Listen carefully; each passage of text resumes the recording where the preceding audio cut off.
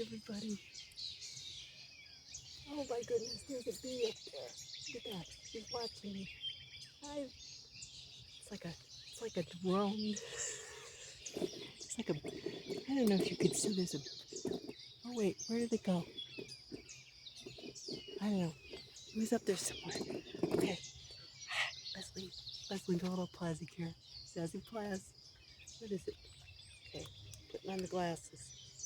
Oh, May 26, 2024. I'm a fish. Oh, look at this. I got new cargo pants, man. Look at this. They got pockets. Look at all the pockets. I got pockets. I can put stuff. I love this. I got pockets over here. They got like little strings. See? On the side of them. I get my foot up. I don't think you can see. Let's see. I got little strings on the end. See? Oh my god. Okay, so yeah, it's Sunday morning. I am impressed with myself. I got out here. It's like 10 o'clock in the morning. I actually had breakfast at a normal time. It happens occasionally. You know, I try to avoid it. But sometimes I end up actually having breakfast at like working out at like 5:30, having breakfast. And when I used to try to do it, it never happened. But I just kind of let go.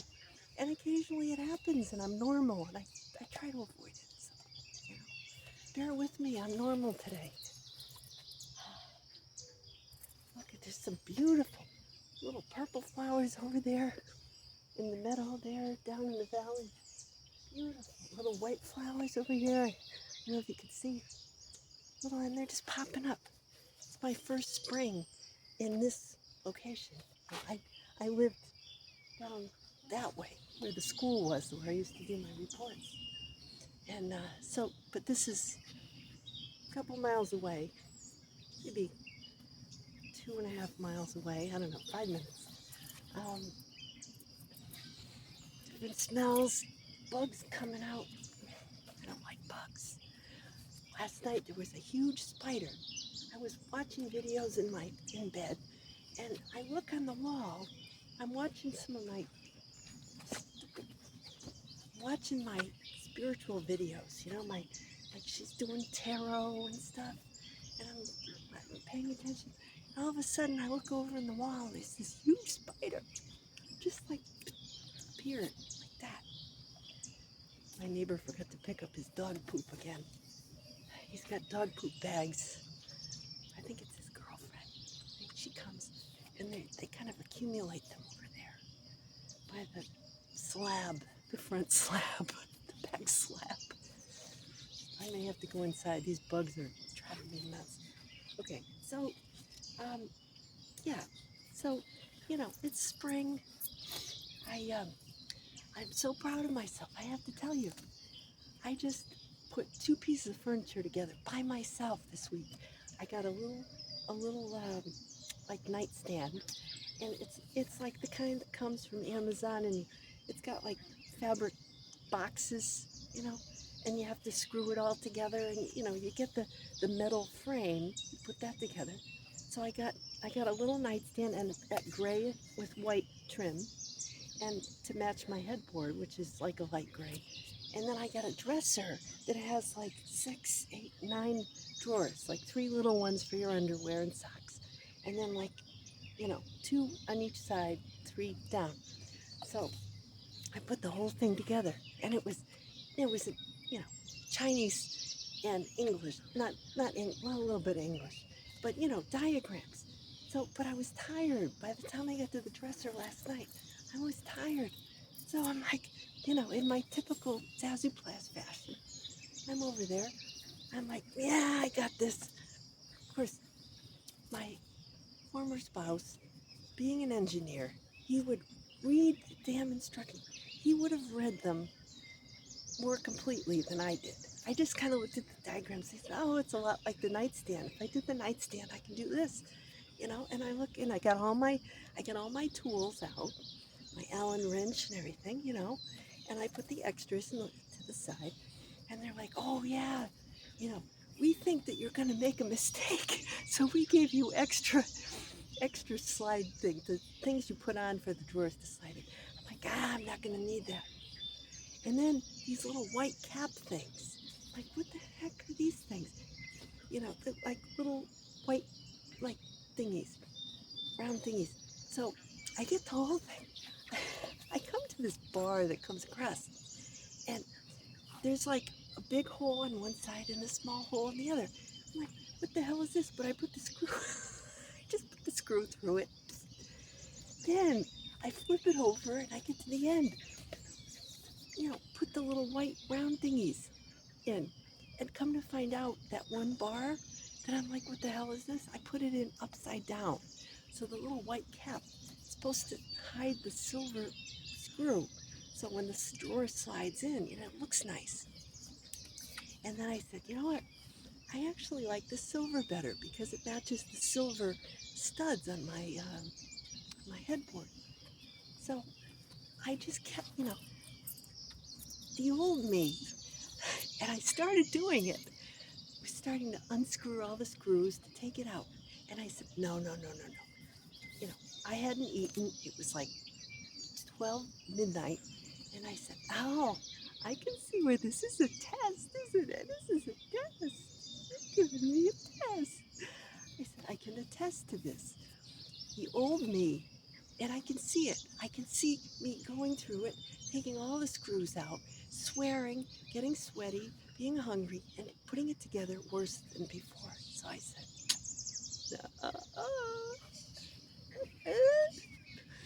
I said, okay. The new me said, you know what? I like that silver screw there.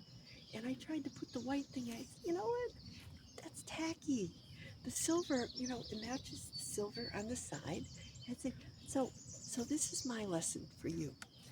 Whenever something happens, look at that. That looks gross.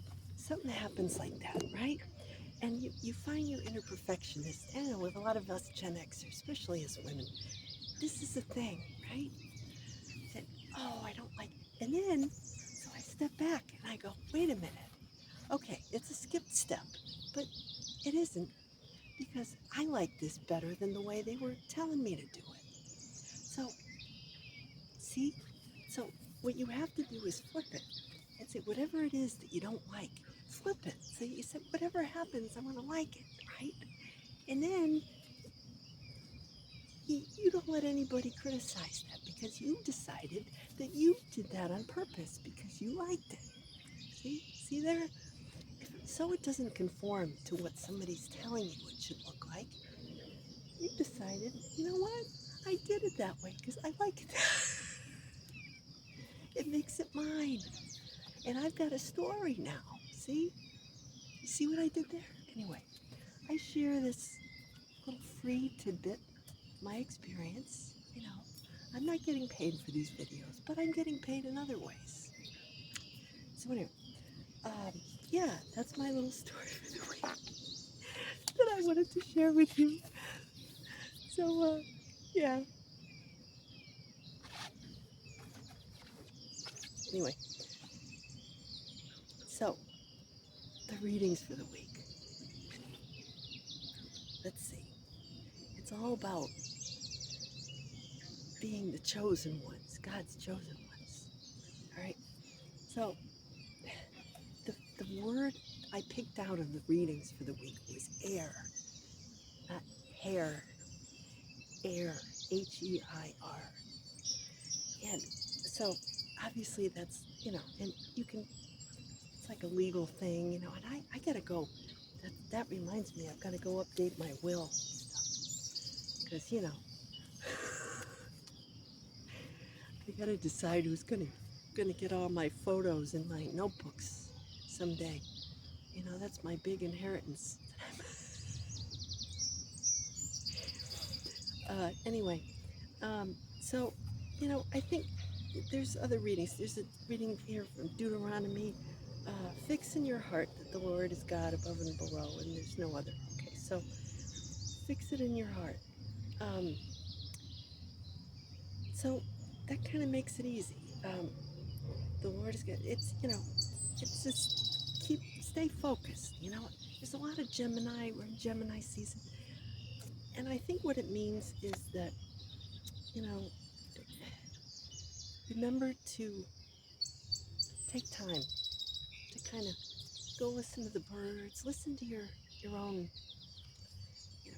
to your spirit. Let God kind of come through with inspiration, and you know, don't scatter your energy, right? Don't have loyalty to everything everything out there that's calling for your attention. That's what it means. These 10 commandments. It basically just means act in a loving way in everything you do. Whether it's something you're saying, something putting out there, have love, have do it from a place of love. That's mainly what it means. Above and below. You know, and pay attention to the miracles that are all around you, and be grateful for so many things, right? To the Romans, we have a spirit of adoption. We're joint heirs. The letter of Paul to the Romans. We're joint heirs with Christ. So if you think about it, we're God's adopted children, right? Which makes us brothers and sisters of Jesus, Christ. So, you know, uh, what is His is ours. Ours is, God. We all share it, right? So, nobody is more important than anybody else. Everybody is here on the earth, sharing in God's bounty, the bounty of the earth, right? Okay. Matthew 28. The 11 disciples go to Galilee, go up in a mountain. And it says they worshiped, but they doubted. They worshiped, but they doubted. And Jesus said, go and make disciples of all nations and baptize them, Father, Son, Holy Spirit. Behold, I am with you always till the end of the age. That is huge. Till the end of the age, right? You're my friends, right? He's with us. So that's important. The thing that stuck with me was they worshiped, but they doubted, right? How many times, you go to church or whatever, you say the prayers, they're you're going through the motions, but, okay, but you're doubting. In other words, when you're a creative, say for me, right, people go to become writers, and a lot of us, writers, I don't do this anymore, but when I, thought about being a writer, doing that for my business, I would, I used to doubt whenever I sat down at the computer or a blank page, whatever, what if I can't come up with anything, right? Or if people, they want to be a singer. Well, what if, you know, nothing comes out, or I can't come up with a song, or this and that. But, then you start to doubt your abilities. In other words, the gifts God's given you, right? The thing that you're here to do, the thing that brings you joy, brings other people joy, right? So they worshiped, but they doubted. So, in other words, who cares, right? What if you think, okay, I want to do this big thing. I want to start this, big project. And it seems huge, and it seems unbelievably, impossible. But who says, right? Your brain, your little brain, tie it up, throw it in the back seat. That thing that goes, well, what if it, what if it runs out? What if it does this? What is it? Is this real? What if, and then what am I going to do from and what about the, these people, right? People who want, they, call themselves, right, creative coaches. They're going to tell you they don't have the creative abilities, but you do. And they're, for a small fee, they're going to tell you how to take your idea and bring it into reality, right? No, don't fall for that, right? If you're a creative person, right, do your thing, right? Find a way to get it out there. And when God sees you doing it, right, the universe, right, even if it's just a little bit, you put it out there. You don't spend tons of money. You just keep putting it out. Then people are going to come and help you, you know, take it big time, right? Somebody's going to see you doing your little thing. They're going to, oh, look at that person. That person's really doing good. Let's help them a little. And, the universe goes, here's some fairy dust. And here's another, here's a unicorn to help you. And here's a dragon, a couple of angels. So and all of a sudden, stuff's coming, and you don't know where it's coming from. But it's huge, and you're helping, right? Because you just started. Okay, so this is like Harry Belafonte, right? Back with 1985. You know the song. But it's a perfect example. It ties in with everything. We are the world, right? January was written by Michael Jackson, Lionel Richie, January of '85, and it was released March 7th, 1985. So I was in my sophomore year in college. I remember this. They had it on the radio, everybody was buying it, everybody was supporting it. I mean, it was huge, right? Let's see, it was the 8th, what did I say? I wrote it down. 8th best-selling single of all time, pop rock. They turned down John Denver. He wanted to be on it. They turned him down. Oh, poor John Denver. He really was upset about that. I mean, according to Wikipedia. And, they said it would have gone faster up the Hot 100, the Billboard charts, if Phil Collins' One More Night hadn't come out. Because a lot of the same fans wanted that one. So they were, that was the year of Phil Collins, man. When I was in college, 84, 85, 84, 85, 86, it was Phil Collins everywhere. On his, bald head, on every, I had all his cassettes. I had everything. I got everything. You know, I don't know what happened to them. I have to go look for them. They're in a big basket with my husband's. He had some of the same ones. We had, conflict. Some of them we had one of each. We had two of them because he had them and I had them. That's what happens when you marry a Gen Xer 2 years apart. He's 16 months younger than me. So we had all the same CDs. Well, not all, because I had girl ones and he had more guy ones. But some of them we had duplicates, and that was, Phil Collins was one we had some duplicates, I think. He had more soundtracks than I had. He had he had good stuff, good music. But, and then it's like, what was yours and what was mine? And we Gen Xers, we like our music because we had good music. Like this one. American journalist Grail Marcus said that the song sounded like a Pepsi jingle because it said, the choice of the new generation was the jingle, and it's a choice we're making, right? It was some of the lyrics. And, when you think about it, right, Michael Jackson did the whole Pepsi commercial and everything. So that was an interesting little tidbit that I had never heard before. How would we, right? I mean, we didn't know any of this stuff. We watched the video, we heard it on the radio, but you didn't read any of this unless you subscribed to like Rolling Stone or, some of these, kids. When we were teenagers, we weren't privy to this information. We're just finding it out now, right? But today's kids who go back and listen to 80s music, it's all there, right? But at the time, we just lived it, you know. We listened, we talked about it with our friends.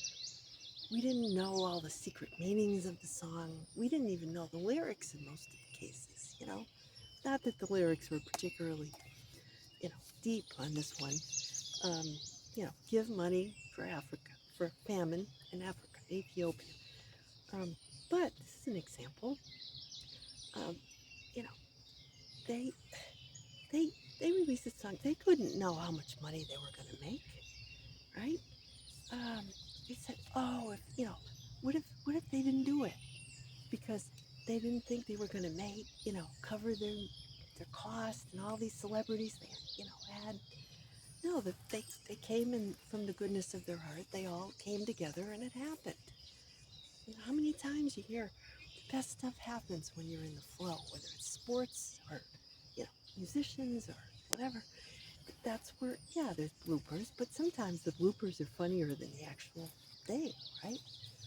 So, yeah, sometimes when you're in the zone and in the flow, you have to go with it. You can't just be too picky about how things turn out, you know? I mean, the best times I've had in life is just getting out there, you know, getting out of the house. You know, sometimes I hear weird birds, ducks, and things back there. I don't know, but it's just show up, ready to play.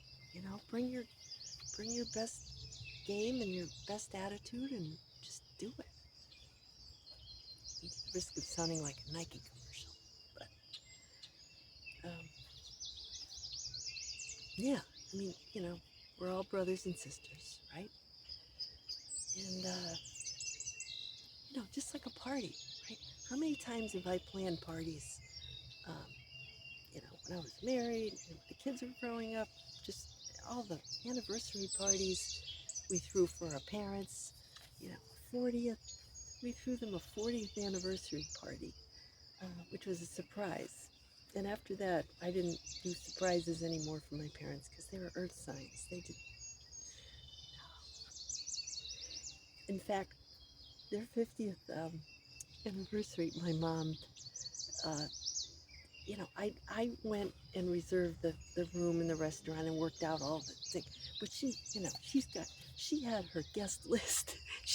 These are the people you should invite, and here's what we want to eat, and here's the money, and just, you know. So, well, we actually chipped in a little bit. And the kids, you know, did a banner. The boys were, you know, really young at the time, 2009. I think we had an 8-year-old and a 6-year-old, 5, 6, or 6-year-old. So, you know, the boys helped decorate, you know, and I got balloons and flowers and made centerpieces, and we did the whole thing, you know.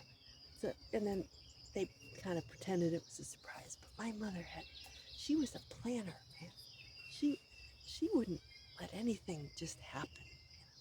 Even, even when we got married, she, she had he had his family list, and my mother had her, and everything was, you know, perfectly written and out, and it just whatever. And then I had a couple of friends, but you know, it was family and all my parents' friends, you know, and they walk in, and they're like, you know, they're going, they're coming in. We finally got rid of her. This guy doesn't know what he's getting into.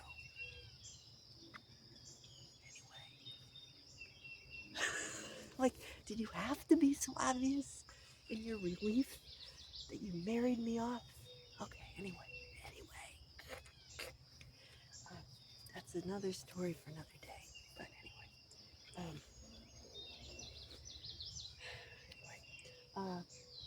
yeah. So, you know, my purse broke, so I have to go. I went the other night to get another one, and they were closing the door in my face, even though they said they were going to be open till 10, but they closed the doors at 9:30 at the TJ place. So I'm gonna have to, I just that bag. It says BB on it, which is the name of my dog. Black is great because it goes with everything. But I need something with a little pizzazz, because I'm Zazoo Plazz. So I can't just have a boring bag. But then you don't want to get, I don't like those like fabric things. It's got to be swishy. It's got to be, waterproof. And, and I don't like big bags. I like like a crossbody thing that's about that big. I took this damn thing to Arizona, all over the country, cross country, hiking everywhere. So I'm gonna, try to find another bag like that. And if I can't find it at the shopping center, I'm gonna have to order it online. I hate shopping. I'd just rather go and say, okay, I want this, and then, wiggle my nose, shows up. So, oh, it smells good out here. What a nice day. All right, I'm gonna get to it. So that's my report for the day. Yeah, hope you have a great one, and hope to get this up by the end of the day Sunday. Enjoy, get outside in the fresh air. Have a good week. Take care, everybody. See you next week. Zazoo Plazz out.